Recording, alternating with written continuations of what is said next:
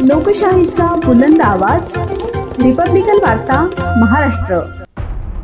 पुसद तालुक्यात गणपती उत्सव आणि ईद ए मिलादच्या उत्सव सणांसाठी पोलीस प्रशासनाने व्यापक तयारी केली असून यावर्षी तालुक्यामध्ये एकूण 442 सार्वजनिक गणपती मंडळे स्थापन केली गेली आहेत। यांपैकी 108 मंडळे शहरामध्ये आणि 334 मंडळे ग्रामीण भागात आहेत। ग्रामीण भागामध्ये एक गाव एक गणपती संकल्पना यशस्वीरित्या राबवली गेली आहे। 65 गावांमध्ये पोलिसांवरील तणाव कमी झालाय। शहरामध्ये आणि ग्रामीण भागात मंडळांवर सुरक्षित पोलीस व्यवस्था तैनात आहे।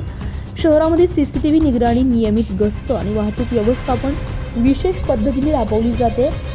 पोलीस निरीक्षक सेवानंद वानखडे यांनी नागरिकांना सहकार्य करण्याचं आवाहन केले जेणेकरून उत्सव शांततामय आणि आनंदामध्ये पार पडेल।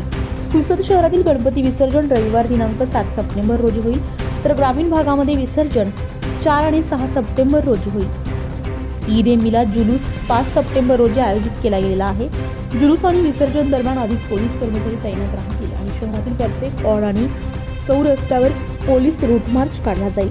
रिपब्लिकन वार्ता महाराष्ट्र न्यूजसाठी Vidarbha उपसंपादक Rajesh Hingane, Yavatmal. Subscribe now and press the bell icon. Never miss an update.